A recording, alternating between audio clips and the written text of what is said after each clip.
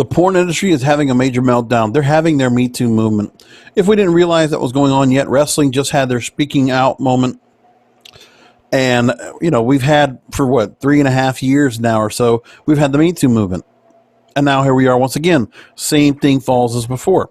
So in the story, adult performers realize they can create their own content and make money sans studios or what they call dangerous agents, directors, and performers. So now the future of porn may be worker driven. And that's what's going on.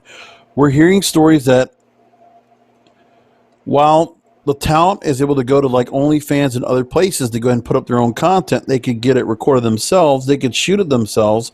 They could storyboard it. They could do whatever the hell they want. They could get the wardrobe they want. They can cater to their audience and make some money off of it. Well, then what's happening is in this current point, the people behind the scenes doing all these porn shoots, they're all hurting for money. So it's particularly brutal, quote, for directors that are not performers, relying on production to survive, whereas performers can make their own productions at home. Jackie St. James, a feminist director of adult entertainment, says she's been putting her creativity to the test. Now she's doing some of the same stuff on these platforms that the adult performers are cashing in on, but a smaller pay scale. So she says that she's had to be innovative and creative, started an OnlyFans account, but the appeal, it doesn't pay the bills. Now, she advertises it as an inside look into the adult industry for someone behind the camera. She offers consumers direct access to the multi-award winning director. How her lack of hardcore content is still heavy on the porn. She elaborates on what her followers seek. And they ask for advice how to get into the business, how to write a porn script. So at least she's getting something there, but it's not like what the OnlyFans people are getting. That's what they're not getting at all. So now here's what about the performers and their grief. Liberated from institutional misogyny, performers are creating content because they're not without a discernible sense of schadenfreude. So they're talking about there are allegations of sexual assault enveloped in the reputations of what they said James Dean with 2 E's, and now most recently Ron Jeremy, who is now being charged, who is completely saying no and is, denying any charges that are being put on him by 3 different women. So we'll have to find out what happens. But he's going to have his day in court. We'll find out what happens there. So these performers are no longer financially dependent on traditional studios. They're speaking on social media, exposing a rash of predatory behavior from companies, directors, and in some cases, agents. So in the same problems in Hollywood, you can expect the same thing in the porn industry. But again, we know that the porn industry, it's not all the best of people. But now I did get to report on the adult industry for a couple of years. And I'll tell you, I thought there was some really great people in the industry. Believe it or not, some actual hands down, real life, just down to earth people. It really was. I really made some really great friends out of the industry. It was really great. And I thought what they were doing was just having fun, making money. It's just like, any other fringe industry, like the cannabis industry. This is also the same example. So one of these artists talks about Allie Eve Knox describes how a former agent's lack of due diligence placed her in a dangerous situation. She ended up getting together with a fan by mistake. And the fan wanted to tie her up and put his hands in my pantyhose. And he had giant purses full of condoms and sexual enhancement pills.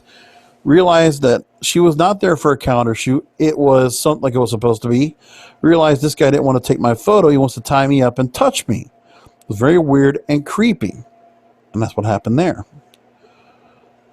So then she quit shooting as a result of these problems and started her own porn. Now she's more of a content creator than a porn performer. She says, quote, "Porn is one of those things when you get into it, you weigh your options. You lose family. You will never have particular jobs. In the future, you will get a lot of hate. Then you get into it, and 6 months later, your entire career is derailed because an agent put you in an unsafe situation or you work for a company that doesn't protect the talent." Now, I want to show you something about one particular show that was on HBO, which was an absolutely wonderful series called The Deuce. If you didn't catch it yourself, it was really a great show. And I just want to show you one of the characters that was on here that was really great. Emily Mead was the character, and I got to show you this. So her character was Lori. And in the show, she played a particular model that was in this, and I'm trying to remember the name of what she was on the show. I can't remember what it was right now, but in this, you know, here's what the story came out from HBO is that originally she was this model that was originally she was a prostitute in New York. Then that got discovered during the early days of porn, and then she was brought to Hollywood, and for a while she was being treated like a Hollywood actress with all the perks that came with it, and found a director or agent that would be her boyfriend, and they just got together and a lot of things happened. So her character Lori came into this system, and then everything came up about.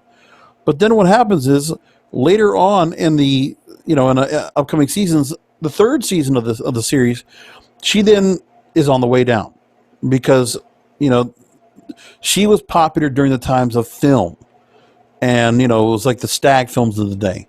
But then when VHS came around, it was much easier to go and shoot porn.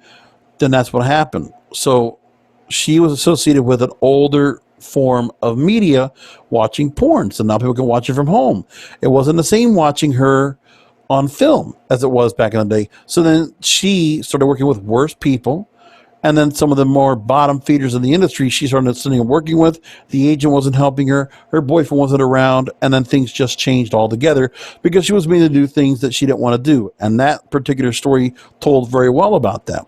So back to the story, that there are patterns in these major adult studios, according to Allie Eve Knox, of problematic behavior.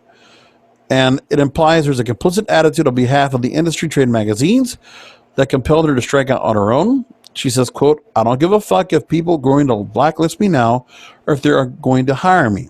I'm still going to make money on my bedroom, and I don't have to go back to pro porn to make money.